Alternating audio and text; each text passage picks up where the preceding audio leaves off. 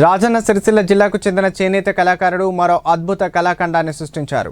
సిరిసిల్ల నేత వెల్ది హరిప్రసాద్ చేనేత మగ్గంపై Andhra Pradesh deputy CM Pawan Kalyan చిత్రపటాన్ని నేశారు.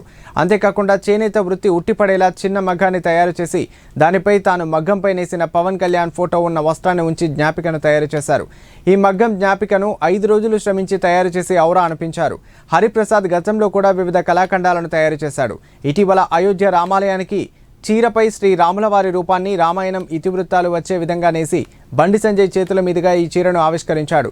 దానిని చూసి ప్రశంసలతో పాటు అభినందించిన బండి సంజయ్ G20 లోగో చేనేత మగ్గంపై నేసి దేశ ప్రధాని నరేంద్ర మోదీ మన్ననలు కూడా పొందారు. స్వయంగా ముచ్చటగా మూడోసారి ఢిల్లీ వేదికగా జరిగిన దేశ ప్రధాని ప్రమాణ స్వీకారానికి ఆయనకు ఆహ్వానం కూడా లభించింది. గతంలో ప్రజారాజ్యం అధినేతగా చిరంజీవి సిరిసిల్లకు వచ్చినప్పుడు గుర్తుగా చిటిక వేస్తే నడిచే మగ్గాన్ని తయారు చేసి జ్ఞాపకంగా అందించాడు. సిరిసిల్ల జిల్లా నేను చేనేత కార్మికుడిని.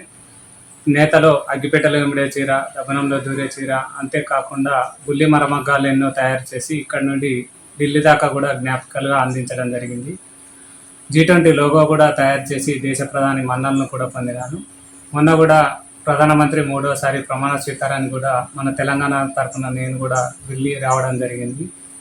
ఇప్పుడు ఆంధ్రప్రదేశ్ డిప్యూటీ సీఎం పవన్ కళ్యాణ్ గారి మీద అభిమానంతో నేను బుల్లి మరమగ్గాన్ని తయారు చేశాను. ఈ మగ్గంపై పవన్ కళ్యాణ్ గారి ఫోటో వస్తుంది.